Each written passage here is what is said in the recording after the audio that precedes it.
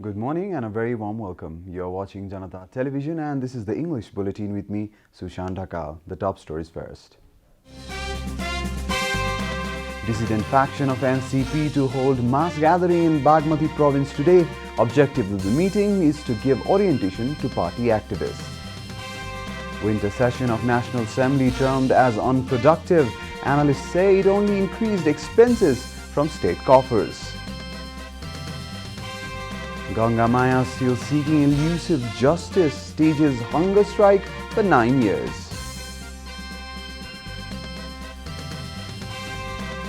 Pompeo accuses Iran of providing base to Al-Qaeda. Iran denies baseless allegation. And Manchester United 3 points clear atop Premier League table. Everton climbs to 4th after Wolves win.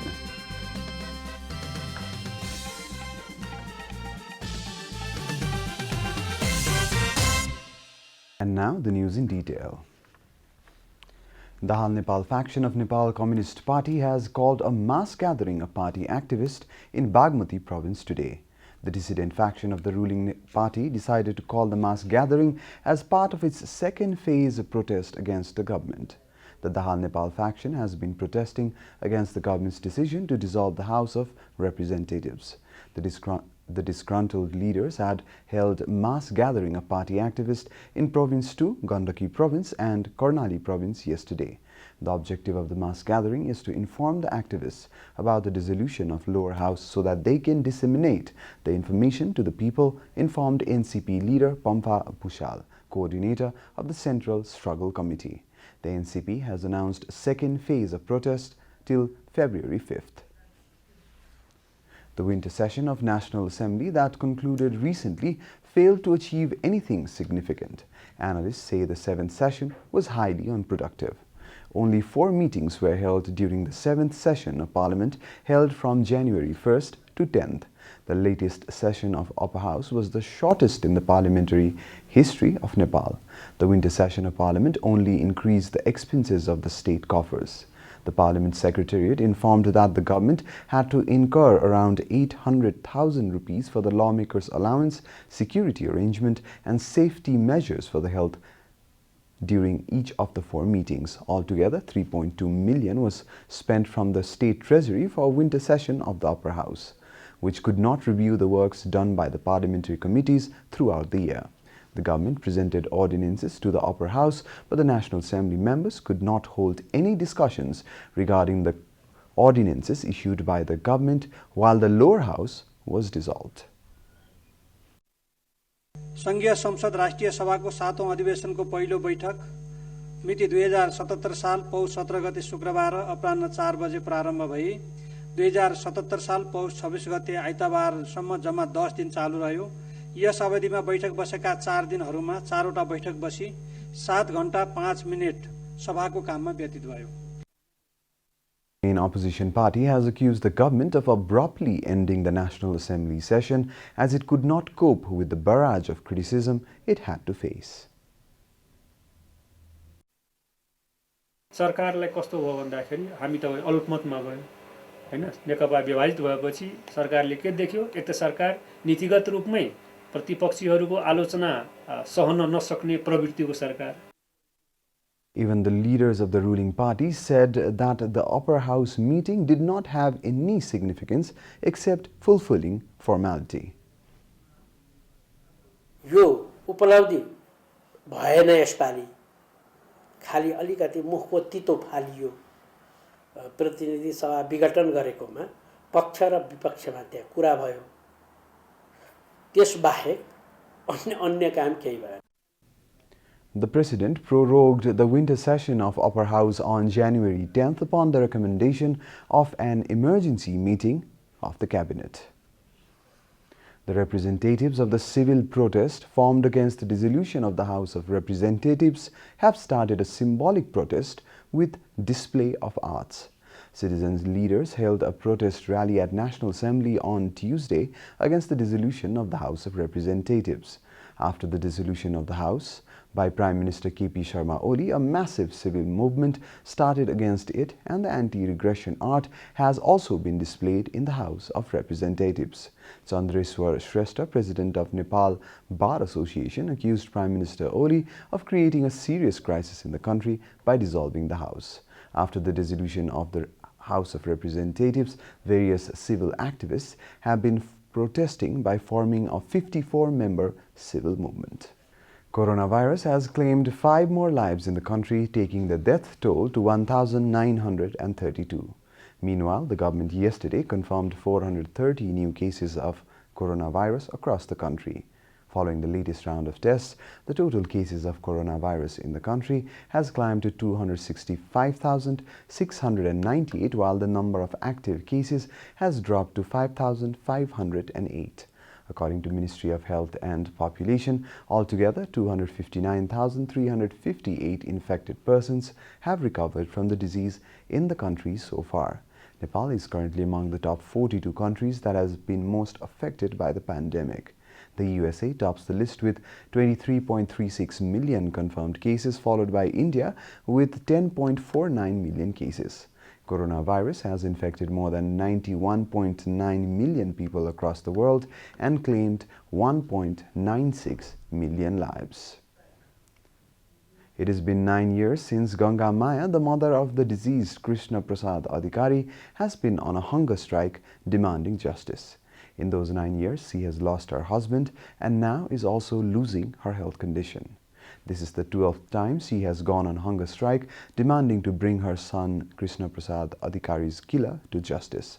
On the completion of the 23rd day of the 12th hunger strike, she no longer feels that she will live to see the day she gets justice.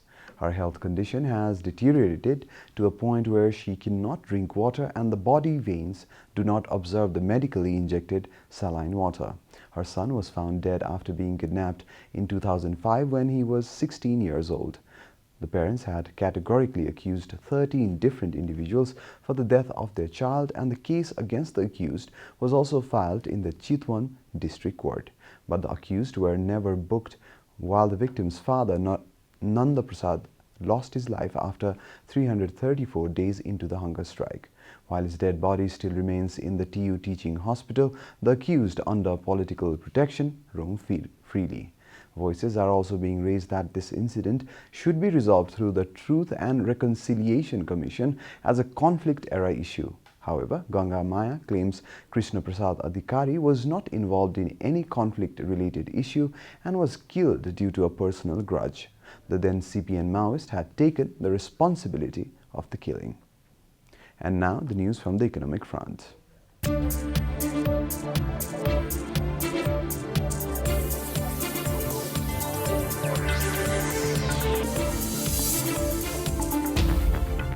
Citizen Investment Trust has started online registration of Citizens Pension Scheme. In order to participate in the pension scheme, one has to go to the website of the Citizen Investment Trust, log on to the new e-service and go to the registration for pension scheme and submit the details mentioned there, the fund has said. The Citizens Pension Scheme will be open to all income earners, people working in organizations and establishments, as well as all Nepali citizens in non-residential and foreign employment. To participate in this scheme, depositors will be able to deposit a minimum of Rs500 to a maximum of 1/10 of their total income. To receive the pension, the depositor must have completed 60 years of age and must have participated in the scheme for at least 15 years. If the depositor wants to withdraw the amount before 15 years or wants to withdraw the amount in a single payout, even after 15 years, the interest and the return can be paid, the fund has said. Welcome back, and now the international news.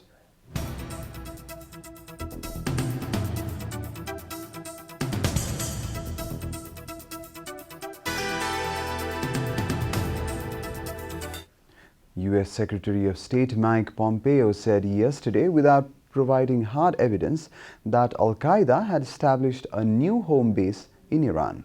The New York Times reported in November that Al-Qaeda's Abu Muhammad al-Masri, accused of helping to mastermind the 1998 bombings of the 2 U.S. embassies in Africa, was gunned down by Israeli operatives in Iran. According to Reuters, Iran denied the report, saying that there were no Al-Qaeda terrorists on its soil. Pompeo told a news conference at the National Press Club in Washington that he was announcing publicly for the first time that al-Masri died on August 7th last year. Pompeo said his presence in Iran was no surprise and added al-Masri's presence inside Iran points to the reason that we are here today. Al-Qaeda has a new home base. It is the Islamic Republic of Iran. You're watching Janata Bulletin, and now the latest from the world of sports.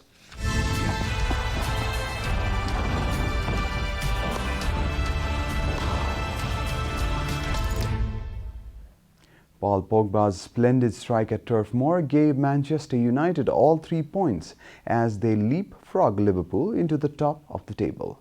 United dominated the contest in Burnley with the Clarets registering just 1 shot on target.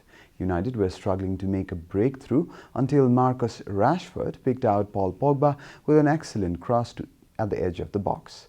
The Frenchman's connection was perfect, although it took a deflection of Matthew Lowton to ensure the ball went past Nick Pope and into the Burnley net. It is the first time that United are top of the table at this stage in the season since December 2012 in Sir Alex Ferguson's final title-winning campaign. In other matches, Everton maintained their challenge for a Champions League spot with victory at Wolves thanks to a Michael Keane's 77th minute winner. The Toffees' 6th away win in the league this season lifted them to 4th in the table, level on points with third-placed Leicester and only 4 points off the lead held by Manchester United. Today, Manchester City take on Brighton as Tottenham host Fulham in the Premier League. We are at the end of Janata Bulletin, and the headlines once again. Dissident faction of NCP to hold mass gathering in Bagmati province today. Objective of the meeting is to give orientation to party activists. Winter session of National Assembly termed as unproductive. Analysts said only increased expenses of the state coffers. Ganga Maya, still seeking elusive justice, stages hunger strike for 9 years. Pompeo accuses Iran of harboring Al-Qaeda. Iran denies baseless allegation. And Manchester United 3 points clear atop Premier League table. Everton claims 4th after Wolves win.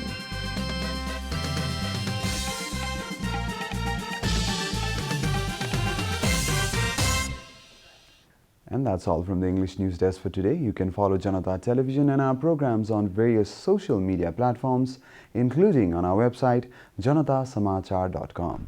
Keep watching Janata Television. Namaste.